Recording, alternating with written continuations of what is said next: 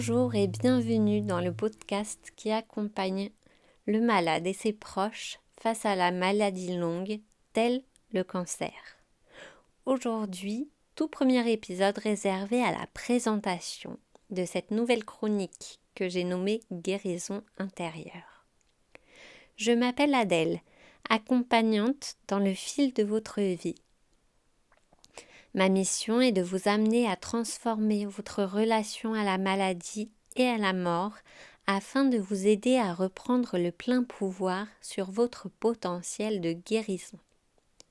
Je souhaite vous permettre d'ouvrir plus de place à la légèreté, la sérénité dans ces périodes de tumulte. Pas à pas, vous apprendrez à apprivoiser la peur et la maladie afin de pouvoir vivre et évoluer avec. J'ai pu recueillir au fil de mes années d'expérience les témoignages, les histoires, les doutes, les défis que rencontrent les personnes touchées par la maladie longue telle que le cancer. La difficulté auxquelles elles font face de retrouver un équilibre au niveau personnel déjà, et puis ensuite dans le cercle familial, amical et professionnel aussi. Souvent, j'ai relevé ce paradoxe, l'envie de dire, d'être compris, et en même temps, l'envie, le besoin de taire pour ne pas se confronter au jugement, à l'impression de susciter la pitié chez l'autre, ou même la fuite, en fait, de faire fuir les autres. Et souvent, cette sensation qui prend vraiment effet, d'isolement que procure la maladie. Donc ce podcast est là exprès pour ça. J'aimerais qu'il rompe avec cet isolement, qu'on ouvre la parole, l'expression. Alors, j'aimerais faire intervenir des personnes, comme je le disais. Jean-Philippe, un ami qui a accepté de témoigner pour la suite, m'a tout de suite dit j'écris mon histoire, moi j'aimerais bien, je veux que voilà, tu puisses t'en servir comme tu as envie. Mais par contre, c'est vraiment pas pour faire pleurer dans les chaumières. Alors non, effectivement, c'est pas parce qu'on raconte son histoire et qu'on a une histoire qui peut remuer, qui peut être triste ou qui peut susciter des émotions, qu'on est tout de suite dans le pathos et dans l'énergie vraiment de se faire plaindre ou de faire pleurer dans les chaumières. Voilà, c'est justement à ce niveau-là que j'aimerais ouvrir la parole, de pouvoir parler sans jugement derrière, pouvoir être écouté sans se dire voilà, on va me prendre en pitié. C'est un peu trop. Non, c'est pas trop en fait. Si vous éprouvez le besoin de le raconter d'une telle manière, c'est que c'est comme ça. Et voilà.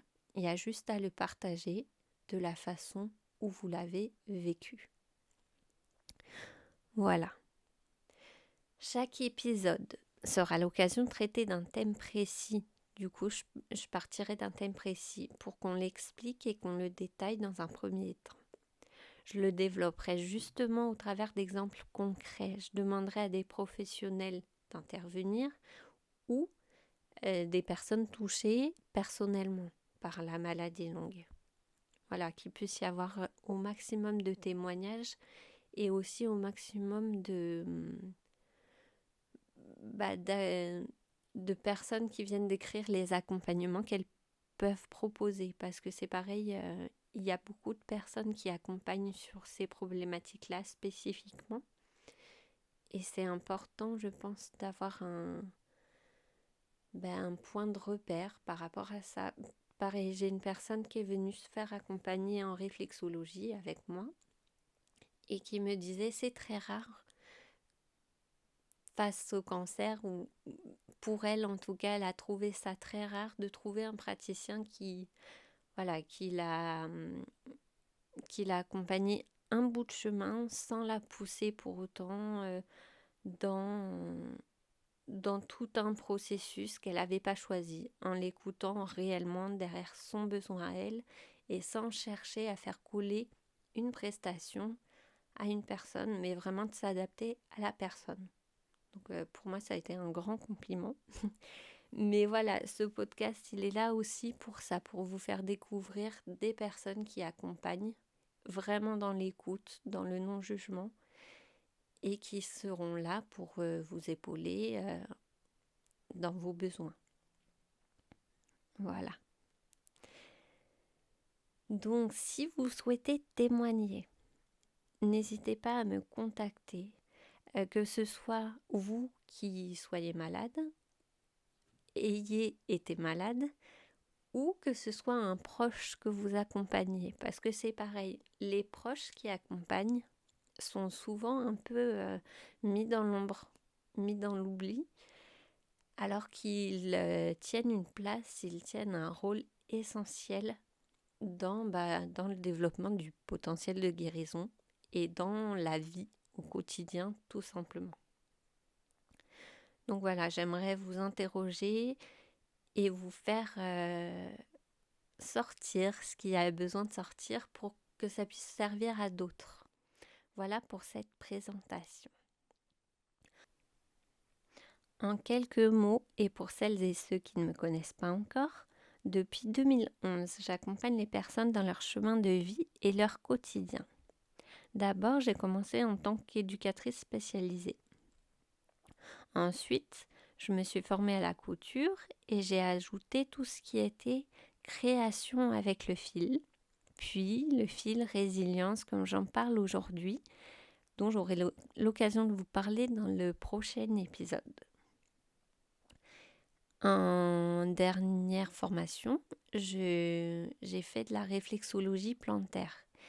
Et ce qui me permet maintenant de vous proposer des accompagnements dans le corps directement, par le biais du massage et de l'acupression, où on va remettre en circulation tous les systèmes du corps, le sang, la lymphe et l'énergie. Donc depuis 2 ans, je développe aussi mon activité, je l'adapte en ligne et j'y trouve petit à petit tout plein de choses que j'aurais jamais cru trouver, avec beaucoup d'échanges, voilà, beaucoup de chaleur et beaucoup de contact et d'énergie.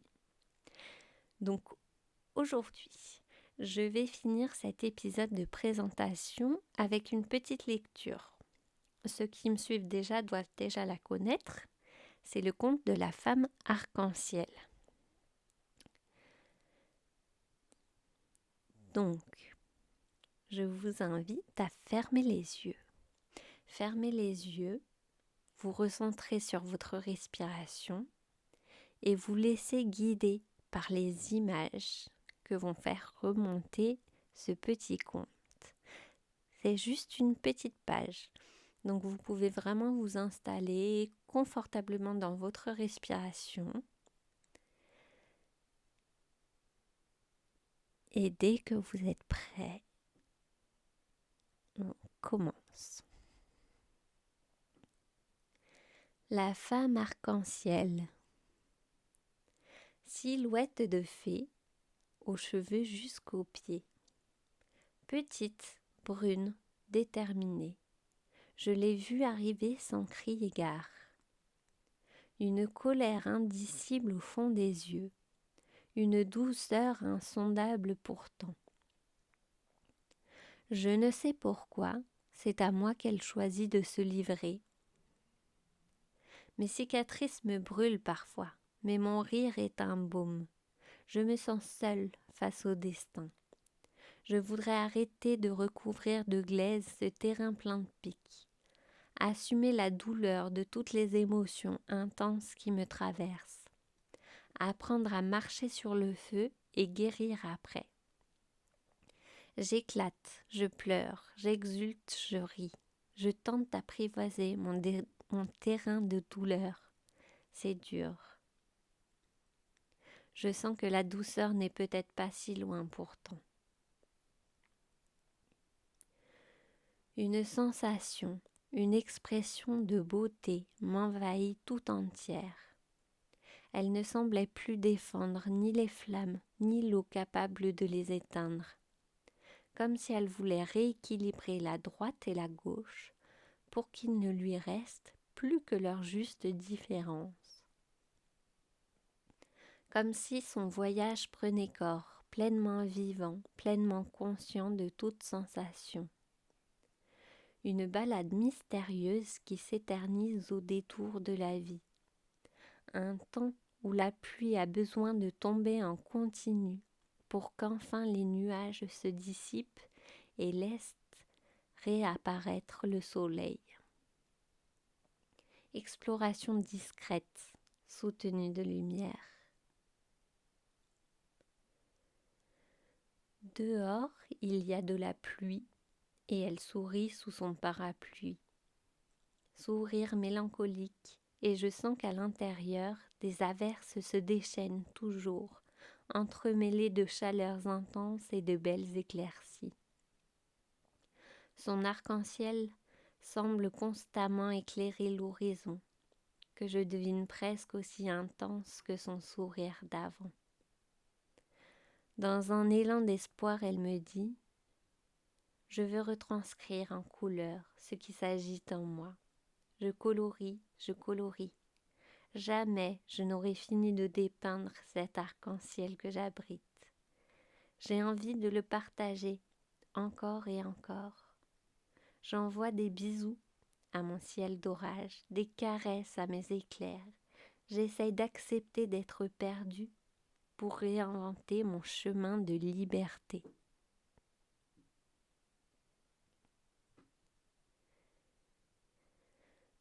Voilà pour cette petite histoire. Vous pouvez revenir doucement, réouvrir les yeux, bouger de nouveau.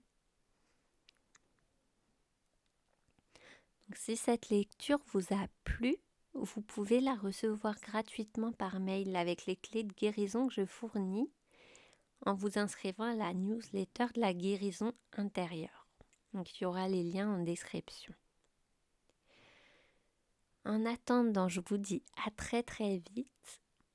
Et en attendant le prochain épisode qui traite de la résilience donc, et de l'analogie du fil, je vous invite à partager ce podcast avec toutes les personnes que vous pensez susceptibles d'être intéressées.